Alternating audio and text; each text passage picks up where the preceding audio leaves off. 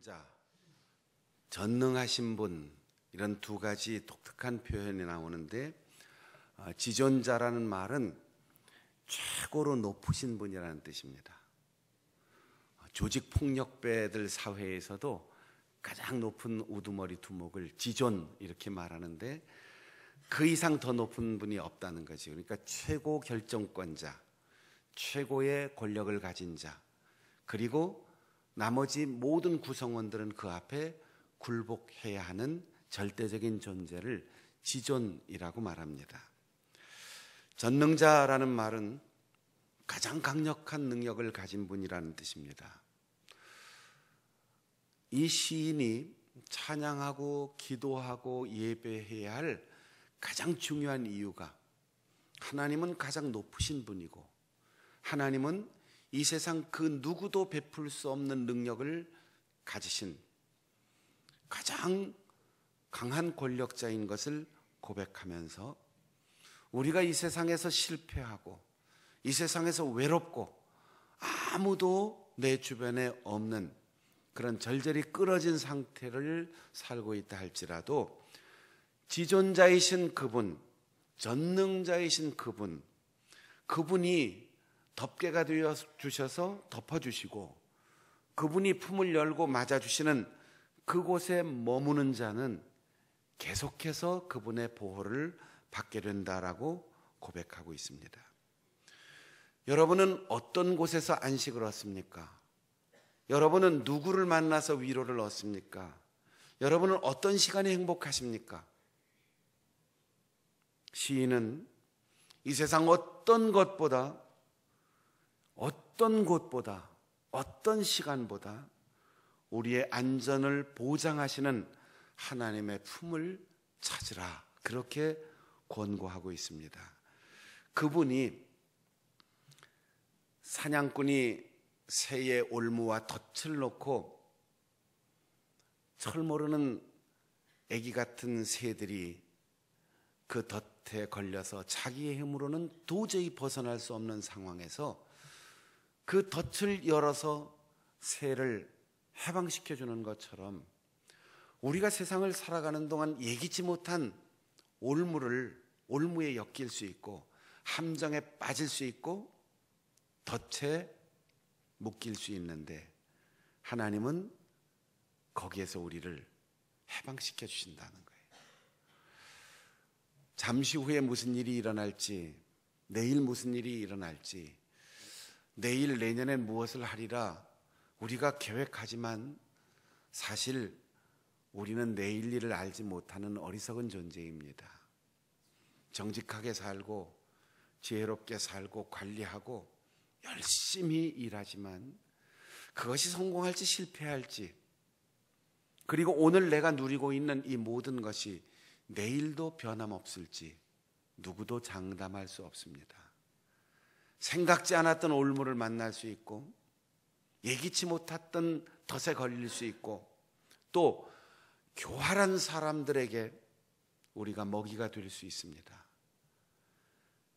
그런데 가장 높으신 분, 가장 강력하신 분, 그분의 그늘 아래 살면 그분이 덮어주시고 막아주시고 벗어나게 해주시고 그분이 보호해 주신다는 거죠. 전염병의 상태에서도 너희를 보호해 주겠다, 이렇게 약속하고 고백합니다. 얼마 전에 온라인 다음 검색에서 1위를 한 검색어가 연병이라는 말이었는데, 요즘 잘 쓰지 않지요? 이런 말. 전염병을 줄여서 연병이라고 하는데, 그냥 우리의 과거 기억 속에서 연병은 후일 의학적으로 장티푸스라고 하는 병이었습니다. 장내의 세균 감염으로 인해서 병을 앓는데, 이게 전염성이 강력하기 때문에 집단 감염을 일으킬 우려가 있는 그런 병들을 통틀어서 장티푸스, 우리말로는 연병이라고 했는데, 이 연병이라는 말이 의학이 발달하지 않고 서양 의술이 들어오기 전까지는 두려움과 공포의 대상이었습니다. 오늘날 우리가 장수한다고 하지만 사실 오래 살아서 장수하는 면보다는 유아 영아 사망률이 줄어들기 때문에 평균 수명이 늘어가는 거예요. 태어나서 언제 죽을지 아니면 정말 이 아이가 살 수 있을지 몰라서 이름도 짓지 않고 그냥 기다렸어요. 계속해서 아이들을 잃고 처음에 호적에 올렸던 그 형의 호적에 죽고 나서 동생을 올리는 경우도 종종 있었습니다. 그렇게 영아 사망과 유아 사망의 가장 큰 원인은 근대 사회까지 천연두 때문이었습니다. 마마라고 하는 큰 손님이 와서 천연두에 감염돼서 많은 아이들이 죽었는데 서양 의학이 우리나라에 들어오면서 우두 접종으로 인해서 천연두 사망률이 아주 줄어들었어요. 그래서 우리의 평균 수명이 이만큼 늘어난 겁니다. 그 다음 성인이 되어서 어른들이 죽는 사망률 1위는 바로 이 연병이었습니다. 장티푸스였어요. 약도 없었어요. 이 전염을 막을 수 있는 방법도 없었습니다.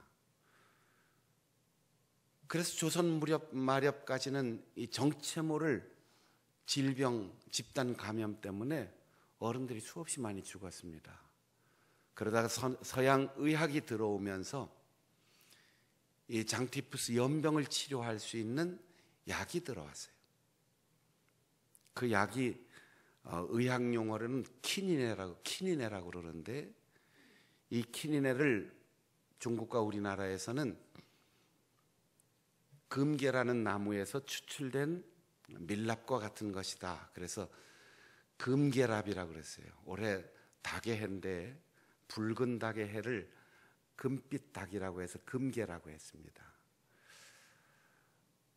키니네를 복용하면서 이 연병을 치료할 수 있는 길이 열려서 장년 사망률이 낮아지면서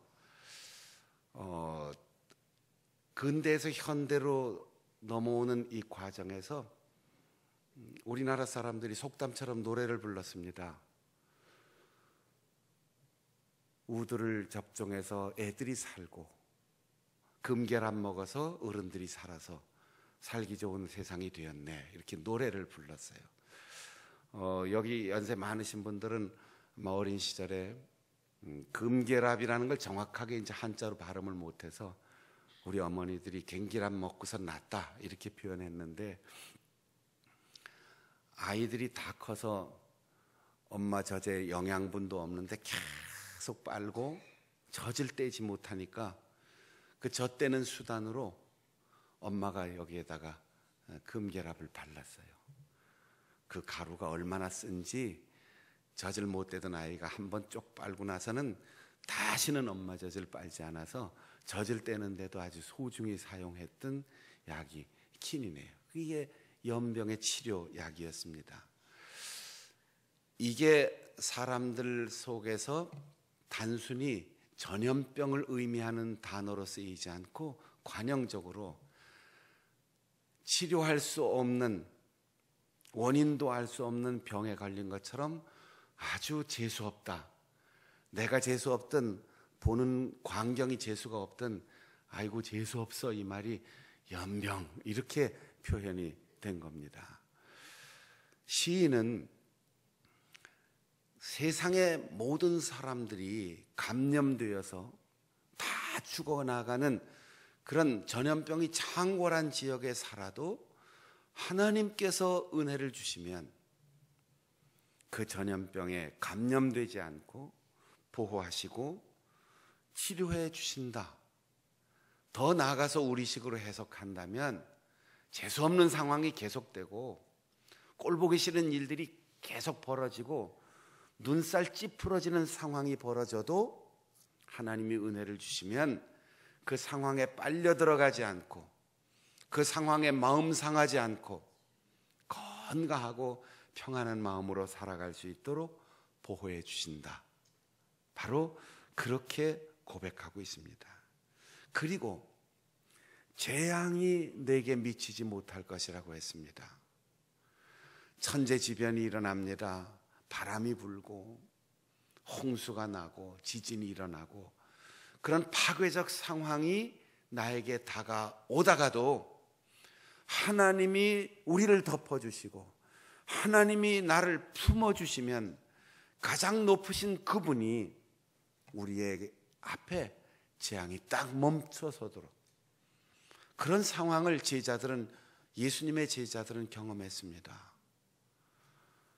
파도와 바람이 휘몰아쳐 오고 배가 뒤집혀 죽을 것 같은 위기가 생겼을 때도 주님, 우리를 돌보지 않습니까?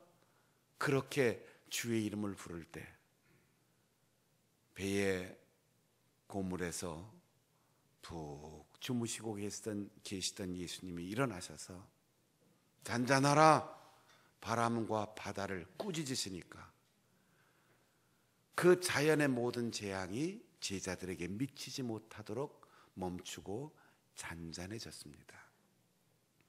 우리에게 어떤 바람이 불어오고 있습니까? 어떤 지진이 일어나고 있습니까? 어떤 재앙이 우리를 두렵게 하고 있습니까? 지존자, 전능자의 품으로 피난하시고 그분의 품으로 찾아 들어올 수 있기를 바랍니다. 예배는 그분의 품을 찾는 우리의 결단입니다. 말씀에 귀를 기울이는 것은 그분에게 삶의 지혜를 구하는 것입니다. 찬양하며 교회의 문을 여는 것은 하나님의 이름을 부름으로 그분께서 나에게 얼굴을 돌려 내 형편을 살피시고 나에게 가장 적절한 것을 은혜로 주시기를 간구하는 행위입니다. 1000명이 나가 떨어지고 10,000명이 실패하여도 하나님께서 보호하시는 그 거룩한 백성들은 오히려 공격하고 괴롭히고 모함하고 그를 넘어뜨리려고 하던 악인들이 받는 보응을 똑똑히 목격하리라고 말합니다. 악인이 누구입니까? 성품이 나쁜 사람이. 우리가 살면서 좋은 사람, 착한 사람, 관계가 좋은 사람만 만나면 얼마나 행복하겠어요. 그런데 우리가 살면서 참 상상치 못한 만남이 있어요. 아무리 진심을 열어놓고 말해도 문을 닫고 사는 사람이 있어요. 아무리 신뢰를 보내고 사랑을 주어도 냉랭하게 굳어진 사람들이 있어요.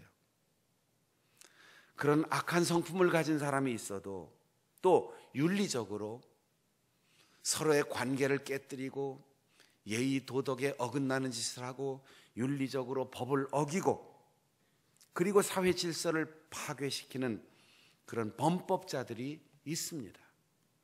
설마 그러랴, 사람이 어찌 그럴 수가 있으랴 그렇게 생각하지만 사람의 생각을 넘어서는 악한 행위 때문에 사회적 약속이 다 파기되고 세상의 사람들이 두려워서 길을 마음대로 걸을 수 없는 악한 행위를 하는 사람이 있어요. 게다가 순수한 마음과 정직한 양심으로 세상을 보면 하나님이 어디 있어? 이런 말을 할 수가 없어요. 그런데 애써서 하나님이 없다고 부정하는 불신앙을 가진 사람들이 있습니다. 그럴듯하게 교회를 드나들고 오랜 세월 아버지가 믿었으니까 어머니가 믿었으니까 그러면서 교회를 드나들지만 결국 하나님과의 정면 만남을 이루지 못한 사람은 신앙의 자리에서 빗나갈 수 있어요. 그런 악한 사람들이 잘 되는 것 같아도 반드시 그가 받는 보답, 값을 치르는 것을 똑똑히 볼 날이 온다는 거죠. 손해보는 것 같아요. 억울해서 말하고 싶어요. 눈물 나는 세월이 있을 때 내가 왜 이렇게 살아야 하나, 난 너무 답답하다, 그런 느낌을 받을 때도 있어요. 지혜롭지 못하고 아주 답답한 인생을 사는 것처럼 스스로를 평가할 수도 있어요. 그런데 가장 높으신 그분, 능력 있으신 그분이 우리의 삶을 보고 계시기 때문에 기다려야 돼요. 우리는 죄와 타협하지 말아야 돼요. 악한 사람이 일시적으로 잘 되는 것을 부러워하지 말아야 해요. 정직하게 신앙으로 답답하지만 규칙과 원칙을 지키고 성실하게 말씀대로 살아가면 마침내 천만인이 넘어지는 그 속에서 나를 우뚝 세워주시고, 하나님 없이 살던 사람들이 그 보답을 받는 광경을 목격하게 되는 겁니다. 바울 사도가 로마로 압송되어 가는 과정에서 알렉산드리아에서 온 배를 타고 지중해를 가다가 유라굴로라고 하는 미친 바람을 만났습니다. 그 배에 276명이 타고 있는데 바울 외에 275명이 다 바울을 부러워할 사람 아무도 없습니다. 바울보다 권력을 가진 군대의 지휘관과 호송 경비 부대원들이 있고, 이집트에서 로마까지 공물을 싣고 나가 장사하는 돈 많은 선주들이 있고, 화물을 책임지고 가는 배를 노젓고 키를 잡고 가는 선원들이 있고, 거기에 바울의 동료 죄수 몇 사람, 바울을 사랑하는 일행 몇 사람, 아무도 바울을 부러워할 사람 없어요. 미친 바람을 만나 모든 것 다 버리고 구원의 여망, 조금의 가능성도 없는 그 순간, 다 죽겠다고 노도 닷도 키도 다 포기하고 돛도 다 버리고 마지막에 가장 중요한 곡식까지 다 버리고 죽음을 기다리는 그들 사이에 바울 사도가 우뚝 섰습니다. 여러분, 안심하십시오. 지난밤 하나님께서 천사를 보내요. 당신들 275명을 나에게 맡겨주신다고 말씀하셨습니다. 그리고 천사가 말하기를 너는 로마 황제 앞에 설 때까지 죽을 수 없다.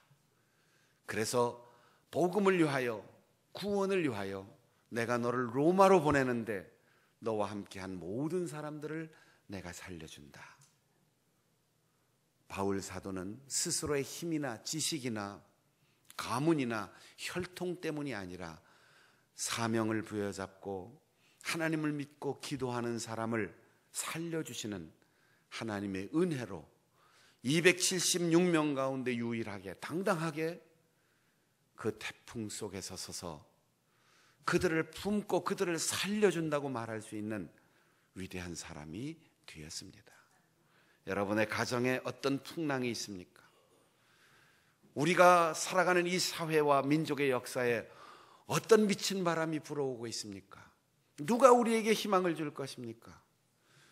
하나님을 바라보는 최고의 권력자, 최고로 높으신 능력자, 그 하나님을 바라보는 자, 그가 무릎 꿇어 기도할 때 하나님께서 풍랑을 잔잔케 하실 것입니다. 오늘도 여전히 교회는 민족의 희망이고 우리의 가정의 희망이고, 기도하는 사람, 하나님을 신뢰하는 사람이 우리의 가정과 이 사회의 희망일 것입니다. 어떠한 재앙도 미치지 못할 것이라고 보호를 약속하는 이 시인의 노래는 한 단계 더 올라가서 그냥 보호해 주는 것에서 그치지 않고 건지고 높이고 응답하시고 영화롭게 하리라 약속합니다. 승리의 삶을 살아갈 수 있게 한다는 거예요. 예수님께서 제자들에게 이런 말씀을 하셨습니다. 인자가 온 것은 양으로 생명을 얻게 할 뿐 아니라 더 풍성히 얻게 하려는 것이라. 하나님이 우리에게 바라는 것은 구원받은 상태에 머무는 게 아니에요. 주님이 십자가에서 우리를 위하여 피 흘려 죽으신 것은 우리를 구원하시기 위해서만이 아니에요. 우리에게 풍성하고 행복하고 영혼을 사모하는 설레이는 마음으로 살아갈 수 있는 그 은혜를 주신다는 거죠. 이런 풍요를 여러분이 경험할 수 있기를 바랍니다. 사랑하면 건져줄 것이라고 했어요. 여기에 사랑은 보통 우리가 생각하는 그런 사랑이 아니라 히브리 말로 하샤크라고 했는데 이거는 쫙 달라붙는다는 뜻이에요.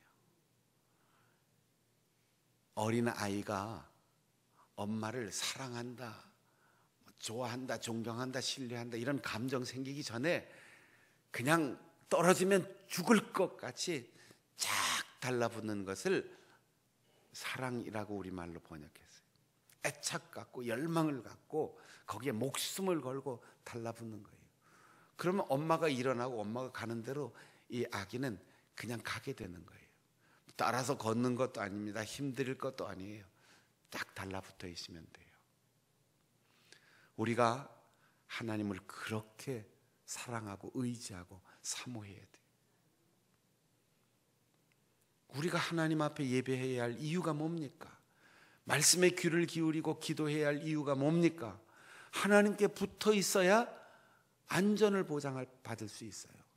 이 험난한 세상에서 수영 선수도 헤쳐나갈 수 없는 머나먼 폭풍의 길, 태풍의 길이 기다리고 있습니다. 아무리 장거리 마라톤 선수라도 피곤하고 지칠 수밖에 없는 상황이 우리를 기다리고 있습니다. 그러나 걸음마도 하지 못하고 수영도 할 수 없는 어린 아기지만 엄마에게 딱 달라붙어 있으면 엄마가 그를 품고 갈 것입니다. 하나님께 쫙 달라붙어 있는 하나님을 사랑함으로 하나님이 어떠한 위기와 어떠한 재앙에서도 건져주시는 은혜를 누릴 수 있기를 바랍니다. 내 이름을 알면 높이리라 했습니다. 내가 하나님을 알고 하나님이 나를 알고 그러면 우리가 하나님이 높여주시는 은혜를 받게 돼요. 너 그 사람 알아? 알지? 그러면 가치가 달라지는 거지요. 이 세상에 구청에 가서 구청장님을 알고 우리 지역에서 국회의원을 알고 장관을 알고 높은 사람 알면 그 사람과 같은 대우를 받게 되죠.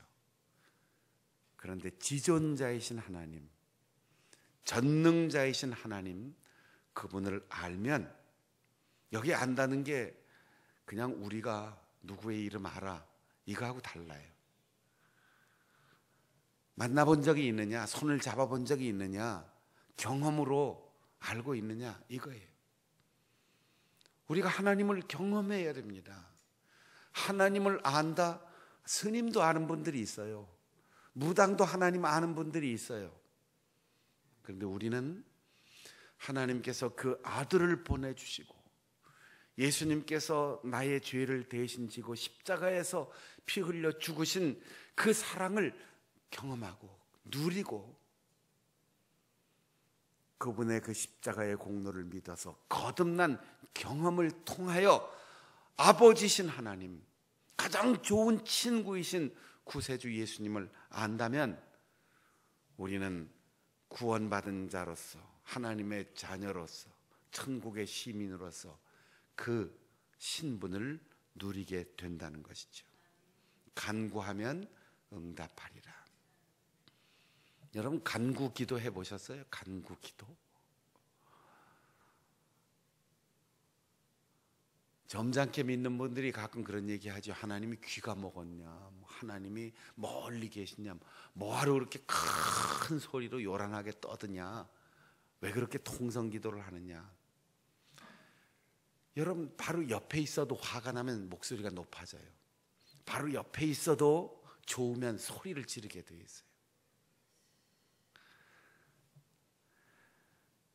하나님이 귀가 이 청각 능력이 상실돼서가 아니고, 하나님이 아주 아득한 저 하늘 꼭대기에 멀리 있어서가 아니고, 우리의 마음이 그렇게 절박하게 부르짖어 기도하게 돼요. 통성기도에 참여하는 게 아주 익숙하지 않고 점잖게 말하는 것이 익숙한 사람, 아직 하나님이 누구신지 잘 몰라서 그래. 그렇다고 주일 낮예배 시간에 막 소리질러 기도하라는 얘기 아닙니다. 예식과 예배, 공예배와 우리가 기도회에 참석했을 때의 기도가 다르다는 거지요.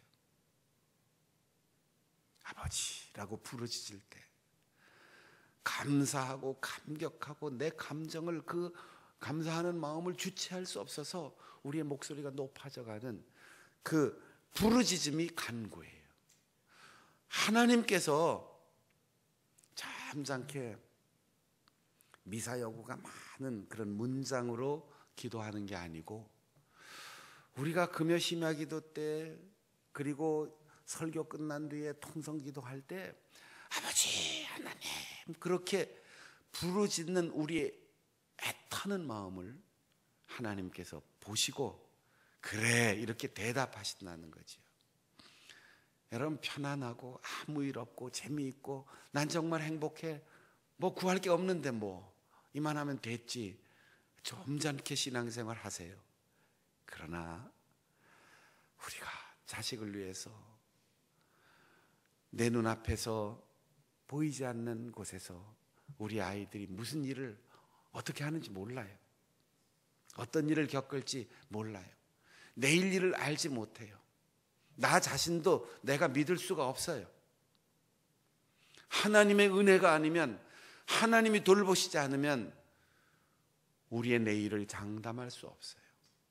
그래서 아버지, 당신의 은혜와 돌보심이 아니면 내일을 장담할 수 없고, 내가 익숙하게 늘 하는 일도 내가 장담할 수 없습니다.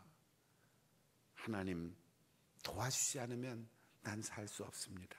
그렇게 안타까운 마음으로 부르짖어 주의 이름을 부르면 내가 여기 있다, 내가 너를 도와줄 것이다, 내가 너와 함께 할 것이다, 내 손으로 너를 붙들어 줄 것이다, 주님이 응답하시는 그 확답을 받을 수 있습니다. 그렇게 하나님께서 하나님을 사랑하는 사람을 건져주시고 하나님의 이름을 경험적으로 아는 사람을 높여주시고, 하나님의 이름을 부를 때 간절한 마음으로 소리 높여 그 이름을 부르는 사람 응답하시고 그를 영화롭게 하리라고 했어요. 우리에게 존귀 영광을 하나님께 돌릴 걸 다 내가 받게 하겠다 이런 얘기가 아니고, 영광은 하나님께서 받으시고, 여기 영화롭게 하리라 이 말은 무게가 무겁고 부피가 많고 이름이 명예롭고 값이 비싸다 그런 뜻이에요. 하나님께서 우리를 귀하게 여기신다. 하나님을 경험하고 하나님의 사랑을 받는 사람은 그 가치가 달라진다는 거예요. 다윗은 평범한 목동에서 임금이 되었지만 나의 행복은 하나님께서 목자이기 때문에 오는 것입니다. 이렇게 고백하면서 시편 23편에서 내가 사망의 음침한 골짜기로 다닐지라도 해를 두려워하지 않을 것은 주께서 나와 함께 하시기 때문입니다. 원수가 보는 앞에서 내 머리에 기름을 발라주시고 상을 베풀어 주십니다. 여기에 상이란 말은 우리에게 공롭해주고 뭐 감사패주고 표창장 주고 이런 얘기가 아니고 테이블을 차려준다는 거예요. 테이블, 밥상을 차려준다는 거예요. 상금을 주거나 표창장을 준다는 얘기가 아니고, 나를 괴롭히고 나를 힘들게 하고 나에게 고통을 준 사람이 똑똑히 보고 있는 그 앞에서 하나님이 한정식을 쫙 차려주시고 양식을 탁 차려주시고 포크 나이프 들고 수저 들고 맛있게 먹을 수 있는 그런 정찬을 차려주신다는 거예요. 그냥 샌드위치 하나가 아니고 김밥 한 줄이 아니고 아주 큰 상에다가 정말 멋지게 음식을 차려주시는데 그거 한 끼 먹고 평생 굶는 게 아닙니다. 여러분, 우리가 좋은 일이 있고 기도 응답받고 건강 얻고 회복하고 이것도 중요하지만 또 제자리로 돌아가면 어떻게 하죠? 그것이 오래오래 지속된다는, 반복된다는 거죠. 내가 너희를 장수하게 하리라. 우리의 날들이 길어야지 돼요. 행복한 날이 길고 좋은 일이 많아지고 하나님의 은혜를 누리는 것들이 반복되는 이 장수의 복을 하나님께서 주실 것이라고 고백합니다. 120년을 산다는 장수 시대가 열렸습니다. 그런데 두려워요. 불안해요. 120년을 살면 뭐 합니까? 70, 80에 병원에 입원해서 30년, 40년 요양원에서 밥도 못 먹고 그냥 수액 주사 걸고 숨만 쉬다가 살면 장수가 행복이 아니고 저주예요. 건강하게 60을 살든 70을 살든 100년을 살든 건강하게 수명을 다할 때까지 그 건강을 누리며 살아야지 돼요. 그러니까 무조건 오래 살아라 이게 축복이 아닙니다. 사는 날 동안 건강하게 사는 게 복이에요.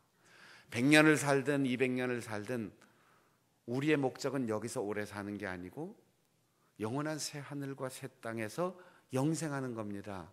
그러나 이 세상을 사는 동안 평균 수명에 못 미치는 아쉬운 삶을 살지 않고 하나님이 주신 평균 수명을 다 누리되 하나님께서 불러가시는 그날까지 하나님의 은혜를 간증하고 어려운 일이 닥쳐와도 하나님이 보호해 주시고 하나님의 이름을 부르짖어 부를 때마다 응답해 주시고 사람들에게 손가락질 받지 않고 저주받지 않고 값비싸고 귀중히 여김을 받으면서 그 세월을 끝까지 누리며 사는 삶이 지존자 전능하신 분의 그늘 속에 살아가는 사람에게 주신 약속입니다. 오늘 주의 품을 찾아 나온 우리 성도 여러분, 예배하기를 좋아하고 교회를 찾아오기를 좋아하고 예배의 날 주일을 손꼽아 기다리면서 말씀대로 살고 하나님의 은혜 안에 감사하며 살아감으로 이런 행복을 죽는 날까지 누리고 영원한 생명의 세상까지 이어갈 수 있는 우리 성도들이 되시기를 바랍니다.